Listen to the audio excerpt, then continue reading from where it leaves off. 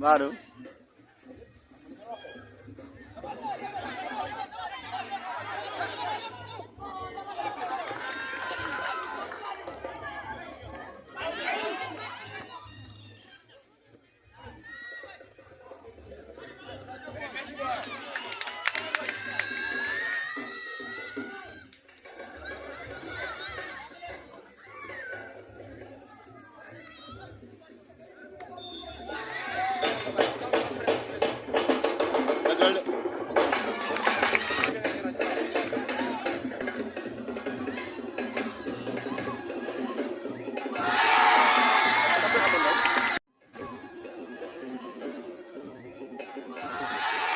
Moo baax parce que métier mi yàgg ci rek moo baax.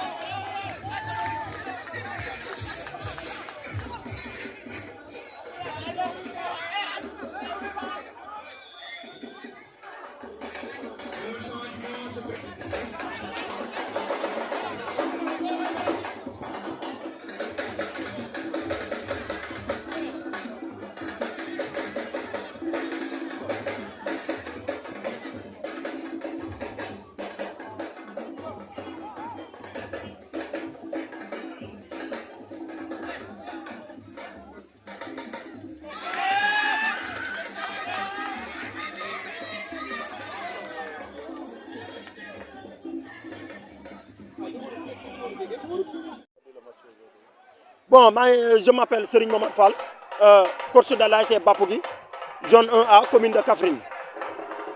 Bon, le constat que j'ai fait dans ce match, en première période, ce qui est positif, c'est le score. On a mené le score 1-0. C'est ça qui est positif. Mais notre problème, c'est nous-mêmes.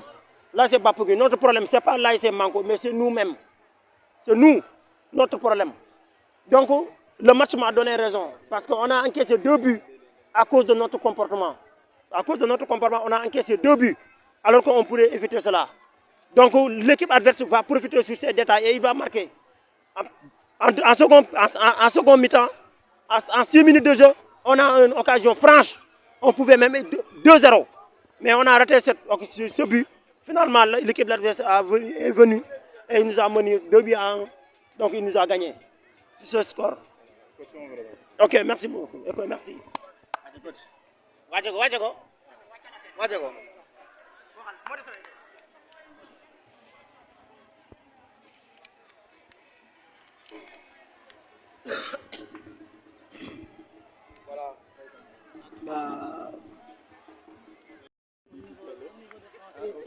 On est vraiment content. On est vraiment content de l'ASC Manko parce que ça fait un bout de temps qu'on est derrière les 3 points.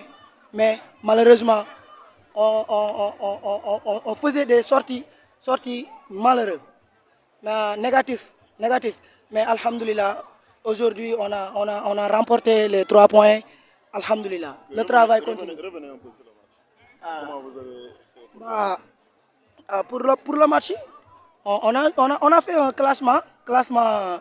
On a posé une tactique de jeu. Au bout, à la première mi-temps, on nous a marqué un but. Mais après, j'ai poussé mes gars, j'ai parlé avec mes gars. Mais il faut se calmer. Il faut se calmer pour égaliser. Il faut se calmer pour aller chercher la victoire. C'est pour cela la deuxième période, on est revenu à la raison et marqué 2 buts. Alhamdulillah, on a gagné le match. Merci beaucoup. Merci beaucoup. Okay.